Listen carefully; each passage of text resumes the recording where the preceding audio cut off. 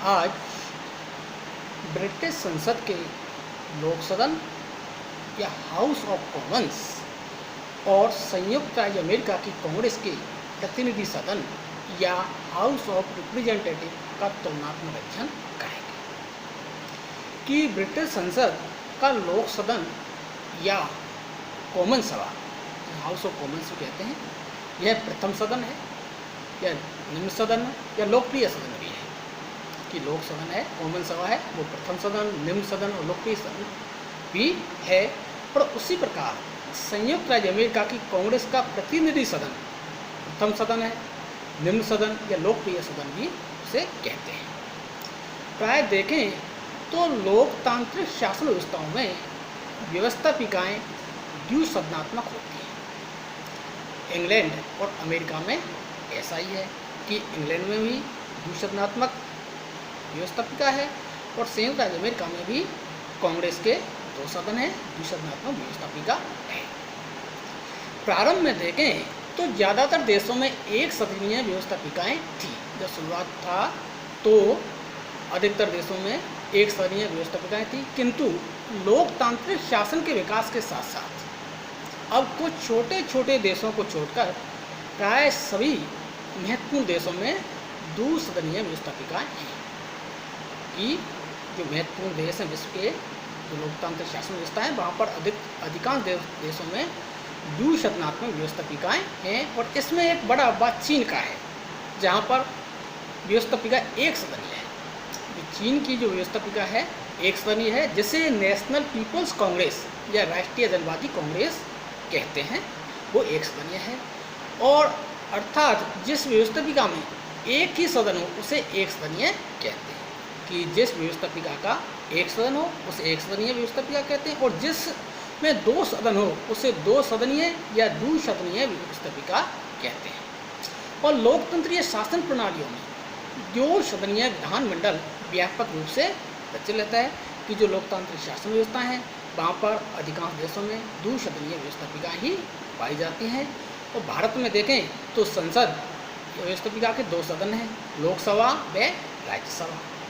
इसी प्रकार संयुक्त राज्य अमेरिका में कांग्रेस के दो सदन हैं, प्रतिनिधि सभा व सीनेट। और ब्रिटेन या इंग्लैंड में संसद के दो सदन हैं, हाउस ऑफ कॉमन्स लोक सदन, दूसरा है लॉर्ड सभा। फ्रांस में देखें तो फ्रांस में संसद के दो सदन हैं, नेशनल असेंबली और सीनेट। उसी प्रकार से स्विट्जरलैंड की संघीय संसद या संघीय व्यवस्थापिका के दो सदन हैं, प्रतिनिधि सभा और सीनेट। और जापान की डाइट या व्यवस्थापिका के दो सदन हैं, प्रतिनिधि सदन और दूसरा है सभासद सदन। तो इस प्रकार से देखें और भी बहुत सारे देश हैं वहाँ पर भी दो सदनीय व्यवस्थापिका को अपनाया गया है। तो ब्रिटेन में संसद के दो सदन हैं, लॉर्ड सभा और कॉमन सभा या लोकसभा। उसी प्रकार से संयुक्त राज्य अमेरिका में कांग्रेस के दो सदन हैं, सीनेट और प्रतिनिधि सभा। अब हम देखें कि ब्रिटेन के लोक सदन का निर्वाचन जनता द्वारा प्रत्यक्ष रूप से किया जाता है। कि जो लोक सदन है उसका निर्वाचन जनता प्रत्यक्ष रूप से करती है। और उसी प्रकार से संयुक्त राज्य अमेरिका में भी कांग्रेस के प्रथम सदन प्रतिनिधि सभा का निर्वाचन भी जनता द्वारा प्रत्यक्ष रूप से किया जाता है। कि वहाँ भी जनता प्रत्यक्ष रूप से निर्वाचन करती है। और ब्रिटेन के हम लोक सदन की बात करें तो उसे कार्यकाल की बात करें तो उसका कार्यकाल, उनके सदस्यों का निर्वाचन 5 वर्ष के लिए किया जाता है। और संयुक्त राज्य अमेरिका में प्रतिनिधि सदन के सदस्यों का चुनाव 2 वर्ष के लिए किया जाता है। कि कॉमन सभा या लोक सदन तो उसका कार्यकाल 5 वर्ष का है, लेकिन प्रधानमंत्री की सिफारिश पर सम्राट कॉमन सभा को समय से पूर्व भंग कर सकता है। कि अगर सम्राट को प्रधानमंत्री सलाह दे कि कॉमन सभा या लोक सदन को भंग कर दिया जाए तो सम्राट उसकी सलाह पर कॉमन सभा या लोक सदन को भंग कर सकता है 5 वर्ष से पहले। और हम देखें कि जो ब्रिटेन की कॉमन सभा है उसके सदस्यों की कुछ योग्यताएँ, जैसे कि वह ग्रेट ब्रिटेन का नागरिक होना चाहिए, वहाँ का नागरिक हो, और उसकी आयु कम से कम 21 वर्ष होनी चाहिए। उसकी 21 वर्ष से अधिक आयु होनी चाहिए और मतदाता सूची में उसका नाम भी होना चाहिए। और इसी प्रकार अब देखें कि प्रतिनिधि सभा या हाउस ऑफ रिप्रेजेंटेटिव जो संयुक्त राज्य अमेरिका का कांग्रेस का लोकप्रिय सदन या प्रथम सदन है और उसकी सदस्य संख्या 435 है और कार्यकाल 2 वर्ष है तथा समय से पूर्व इसे भंग या विघटित नहीं किया जा सकता। कि जो प्रतिनिधि सभा है उसे समय से पहले संयुक्त राज्य अमेरिका में राष्ट्रपति उसे भंग नहीं कर सकता और इस निश्चित अवधि को न तो कम किया जा सकता है और न ही बढ़ाया जा सकता है। उसका कार्यकाल फिक्स 2 वर्ष है तो 2 वर्ष ही रहेगा। लेकिन ब्रिटेन में लोक सदन को प्रधानमंत्री की सलाह पर सम्राट 5 वर्ष से पहले भंग कर सकता है।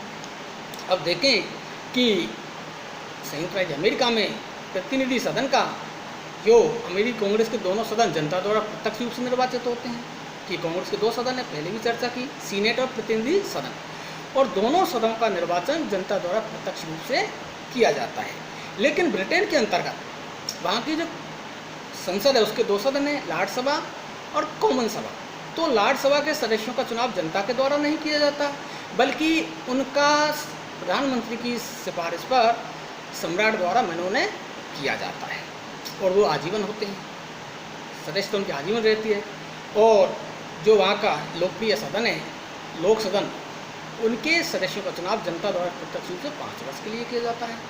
उसी प्रकार से संयुक्त राज्य अमेरिका में देखें तो वहाँ के दोनों सदन, कांग्रेस के 2 सदन, सीनेट और प्रतिनिधि सदन, उनका निर्वाचन जनता दोनों सदनों का निर्वाचन प्रत्यक्ष रूप से करती है। सीनेट के सदस्यों का निर्वाचन 6 वर्ष के लिए किया जाता है और प्रतिनिधि सभा के सदस्यों का निर्वाचन 2 वर्ष के लिए किया जाता है। लेकिन कांग्रेस का लोकप्रिय सदन प्रतिनिधि सभा ही है क्योंकि जनसंख्या के आधार पर प्रतिनिधि सभा का ही गठन होता है। सीनेट का गठन तो संघीय आधार पर किया जाता है कि वहाँ प्रत्येक राज्य से 2 सदस्यों का निर्वाचन किया जाता है सीनेट के लिए, चाहे उसकी जनसंख्या ज़्यादा हो या कम हो, क्षेत्रफल ज़्यादा हो या बड़ा हो।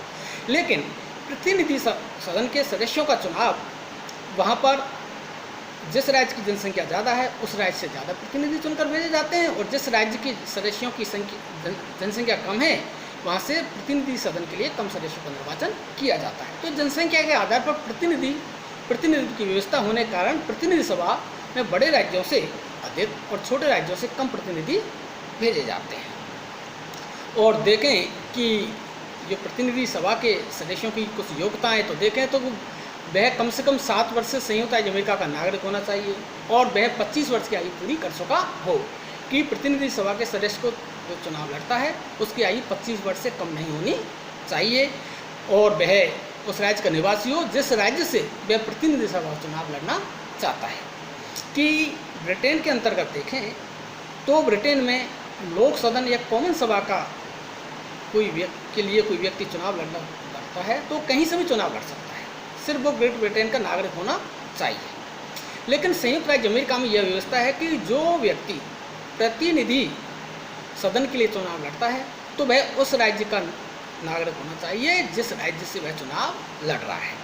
क्योंकि संयुक्त राज्य अमेरिका में दोहरी नागरिकता है कि व्यक्ति के पास 2 प्रकार की नागरिकता है, एक तो वह संघ का नागरिक है और दूसरा वो उस राज्य का नागरिक है जिस राज्य में वो निवास करता है। लेकिन ब्रिटेन के अंतर्गत इकहरी नागरिकता है और वह सिर्फ एक नागरिकता है, वो ग्रेट ब्रिटेन का नागरिक है। इसलिए वो व्यक्ति कॉमन सभा के लिए कहीं से भी चुनाव लड़ सकता है। लेकिन संयुक्त राज्य अमेरिका के अंतर्गत दोहरी नागरिकता की व्यवस्था होने के कारण उस व्यक्ति जो प्रतिनिधि सभा का चुनाव लड़ रहा है उसे उस राज्य का नागरिक भी होना चाहिए जिस राज्य से वो चुनाव लड़ रहा है। अब आगे देखें तो ब्रिटेन का लोक सदन अत्यधिक शक्तिशाली है और अमेरिका की प्रतिनिधि सभा दुर्बल या कमजोर सदन है। क्योंकि ब्रिटेन के अंतर्गत लॉर्ड सभा कमजोर सदन है और लोक सदन या कॉमन सभा शक्तिशाली सदन है। लेकिन संयुक्त राज्य अमेरिका के अंतर्गत सीनेट शक्तिशाली सदन है और प्रतिनिधि सभा दुर्बल या कमजोर सदन है। कि अब देखें तो विश्व का सबसे ज़्यादा कमजोर द्वितीय सदन है वो है लॉर्ड सभा और विश्व का सबसे ज़्यादा शक्तिशाली जो प्रथम सदन है वो है ब्रिटेन में कॉमन सभा या लोक सदन। उसी प्रकार से अमेरिका के अंतर्गत देखें तो विश्व का सबसे शक्तिशाली द्वितीय सदन है वो है सीनेट और जो प्रथम सदन है वो कमजोर सदन है जिसे प्रतिनिधि सदन भी कहते हैं। और ब्रिटेन में कार्यपालिका लोक सदन के अधीन है और लोक सदन उसको अविश्वास के प्रस्ताव से हटा सकता है। कि जो कार्यपालिका है ब्रिटेन की, प्रधानमंत्री उसका मंत्रिमंडल, वह सामूहिक रूप से कॉमन सभा के प्रति उत्तरदायी होता है और कॉमन सभा उससे अविश्वास के प्रस्ताव के द्वारा हटा सकती है। लेकिन संयुक्त राज्य अमेरिका में कार्यपालिका का प्रतिनिधि सदन से कोई विशेष संपर्क नहीं रहता और सदन राष्ट्रपति और उसके मंत्रिमंडल को अपदस्थ नहीं कर सकता। और जो मंत्रिमंडल है संयुक्त राज्य अमेरिका में, वह प्रतिनिधि सभा के प्रति उत्तरदायी नहीं होता। जो हम ब्रिटेन की बात करें तो मंत्रिमंडल के सदस्य होते हैं वो संसद के सदस्य होते हैं, लेकिन संयुक्त राज्य अमेरिका के अंतर्गत जो मंत्रिमंडल के सदस्य होते हैं वो कांग्रेस के सदस्य नहीं होते। और ब्रिटेन में व्यवस्थापन या विधायी के क्षेत्र में लोक सदन की इच्छा मान्य रहती है। लोक सदन द्वारा पारित किसी भी साधारण विधेयक या वित्त विधेयक में राज्यसभा क्रम से 1 वर्ष तथा 1 माह का विलंब कर सकती है। कि ब्रिटेन के अंतर्गत जो विधायी शक्ति है वो प्रमुख रूप से कॉमन सभा या लोक सदन के पास है।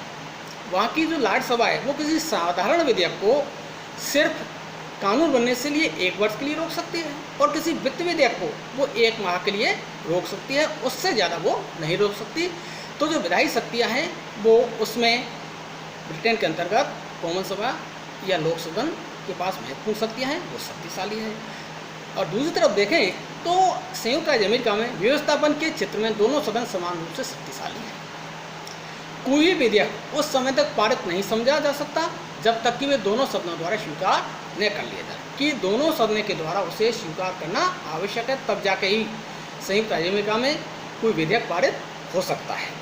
अब आगे देखें कि ब्रिटेन में देश का नागरिक, चर्चा पहले भी की, उसी चुनाव से लोक सदन का चुनाव लड़ सकता है, जिससे वो कहीं से भी लड़ सकता है। ब्रिटेन में देश का नागरिक किसी भी चुनाव से लोक सदन का चुनाव लड़ सकता है, पहले भी चर्चा की। और अमेरिका में व्यक्ति उस राज्य का निवासी होना चाहिए जिस चुनाव से वह चुनाव लड़ रहा है। और देखें आगे तो ब्रिटेन में स्पीकर किसी भी दल से अपना संबंध नहीं रखता। जो वहाँ की कॉमन सभा का स्पीकर है वो किसी भी दल से अपना संबंध नहीं रखता और पूर्णतः निष्पक्ष रहता है, वो निर्दलीय रहता है।